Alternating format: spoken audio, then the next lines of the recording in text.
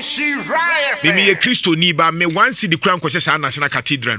Senseless. Nyansa bia ni sa de nim. Kahunu kwa. Say yetimi atena se ama Nana Akufo-Addo di $58 million. Yeka $58 million e bia wonti ase ho. Onti ase. $1 million and the Ghana sika na say 15 Ghana cedis me wa. Say 15 wo de me money 14 pa and it's dollar number 14 pa. E che say $1 million. Yeka $1 million what you say? E che say Ghana sika 14 million Ghana cedis. Only 14 million Ghana cedis. 14 million Ghana cedis no. Eye 140 billion. E che say billion mako 140. Me twa samfoni am what you say.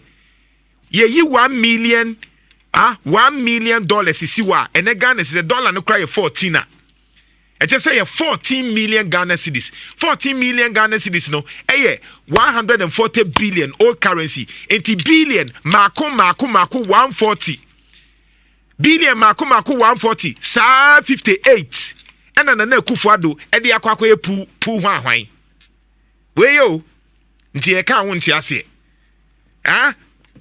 Billion mako 140 nkwa 58 and Nana Akufo-Addo. Na imagine say sa billion yi ye de ma wona omu pesika bank bosu akran kamfaso ni so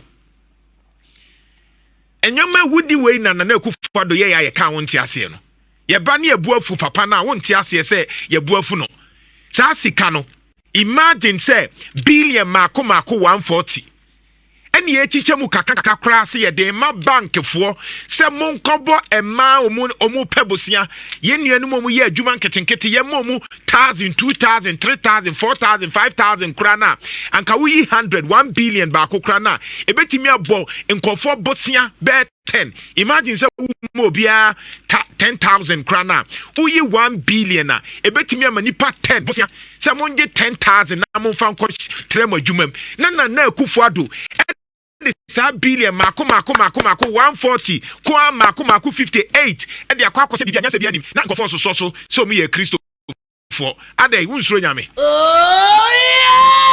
come on Isha 104.5 nti John Mahama ye bo abaso why ade to aso say ya maye mensesa why misra National Cathedral no emfa one city kura nhim se Christopher ni so omu nsi omu nyai yifi kora nefa bibi foforo ekusi ho